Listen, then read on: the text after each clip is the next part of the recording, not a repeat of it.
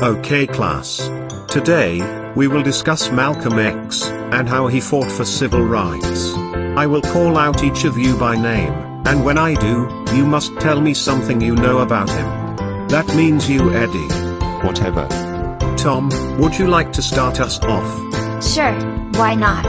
Now Tom, what was his early life like? Well, Malcolm was born on May 19, 1925, in Nebraska. His father was a Baptist minister and was involved in the Back to Africa movement. He fought for civil rights, but nobody listened to him. Instead of support, he was given death threats, forcing him and his family to move constantly. Very good Tom. Trent, can you please discuss the tragedies that Malcolm faced in his childhood? Do I have to? Yes. Okay, fine. In 1929, Malcolm's home in Michigan was burned down, and his father died 2 years later. His mother was unable to cope, so she was sent to a mental institution, while her children were sent to foster homes and orphanages. There, done. Am I off the hook now? Yes Trent, you are off the hook. Willie, it's your turn. Tell me about Malcolm's school career. It was good, then it got bad. Care to elaborate on that? Well, Malcolm was intelligent and well-focused throughout his entire school career. Up until high school, when he told his teacher that he wanted to be a lawyer. But the teacher told him he couldn't because he was black, and black people don't get to be lawyers.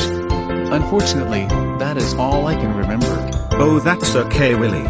Daniel, can you please help him out? Gladly. Pay close attention Willie, because this is very important. Malcolm dropped out of high school and moved to Boston. He worked a lot of jobs afterward and moved to various cities before going back to Boston. During this time, he worked as a pimp, drug dealer, and gambler on the streets. He was arrested for burglary in 1946. Thanks for the help Daniel. Now Kelly, can you tell me what Malcolm did when he was in prison? In prison, all he basically did was read a lot of books. He then became inspired by his brother converting to Islam and decided to do the same himself. He read the teachings of Allah and Muhammad. He then discarded his slave name and changed it to Malcolm X. Great job Kelly. 6 down, 3 to go. David, you're next. Tell me about his affiliation with Islam and his family. Alrighty then.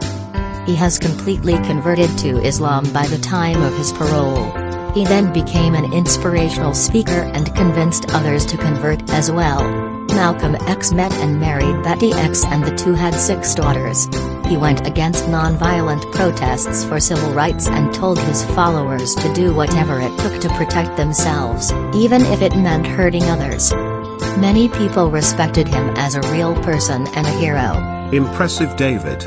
Janet, please come up here and tell the class why he left the... Well, after finding out that Elias seduced many women in Islam, Malcolm X began to have second thoughts about his faith. In 1964, he renounced his faith and departed from Islam.